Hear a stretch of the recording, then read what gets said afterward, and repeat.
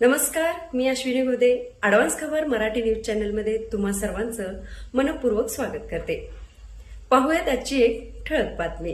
कृष्णा कोयनेचे वाया जाणारे पुराचे पाणी दुष्काळी भागातील तलावांमध्ये सोडा.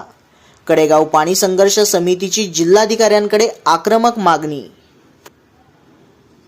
कोकणात मुसळधार पाऊस सुरू असल्याने कृष्णा आणि कोयना नद्या सध्या ओसंडून वाहत आहेत. नद्यांना आलेल्या पुराचे लाखो लिटर पाणी पुढे समुद्रात वाहून जात आहे. मात्र दुसरीकडे कडेगाव तालुक्यासह पूर्वेकडील इतर तालुक्यांमध्ये पावसाने पूर्णपणे ओढ दिली आहे. यामुळे या भागातील तलाव आणि पाझर तलाव कोरडे ठाण पडलेले आहेत. भविष्यातील तीव्र पाणी टंचाई टाळण्यासाठी नदीचे हे वाया जाणारे पुराचे पाणी तातडीने उचलून टेंबू आणि ताकारी योजनेच्या कॅनॉलमार्फत दुष्काळी भागातील तलावांमध्ये सोडण्यात यावेत, अशी आक्रमक मागणी पाणी संघर्ष समिती कडेगावच्या वतीने करण्यात आली आहे.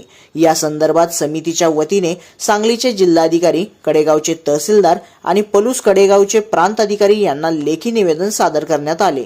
हे निवेदन देताना पाणी संघर्ष समितीचे संस्थापक DS देशमुख, जीवन करकटे, भाऊसाहेब यादव, संकेत कांबळे, जितेंद्र सोरटे, कृष्णद मोकळे, नितीन शिंदे, आकाश वाघमारे प्रामुख्याने उपस्थित होते.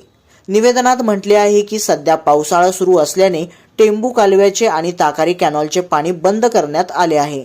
सध्या कोकणात प्रचंड पाऊस असल्याने कृष्णा आणि कोयना नद्यांना पूर आला असून हे पाणी वाया जात आहे.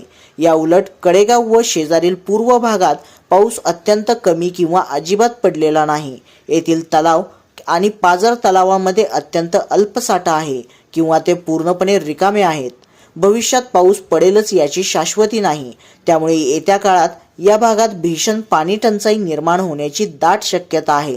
समुद्रात वाहून जाणारे पाणी जर आत्ताच उपसून टेंबू व ताकारी कॅनॉलद्वारे कमी पाणी असणाऱ्या तलावांमध्ये भरून घेतले तर पुढील अनर्थ टाळता येईल. सर्वसामान्य नागरिक आणि शेतकऱ्यांच्या हक्कासाठी सदैव रस्त्यावर उतरणाऱ्या पाणी संघर्ष समितीच्या पदाधिकाऱ्यांनी प्रशासनाला इशारा दिला आहे की नदीत मुबलक पाणी उपलब्ध असतानाही जर प्रशासकीय दिरंगाईमुळे तलाव भरले गेले नाहीत तर भविष्यातील पाणी टंचाईला प्रशासनच जबाबदार असेल. त्यामुळे जिल्हाधिकाऱ्यांनी यावर तातडीने अंमलबजावणी करावी, अशी तीव्र मागणी आता कडेगाव तालुक्यात जोर धरू लागली आहे.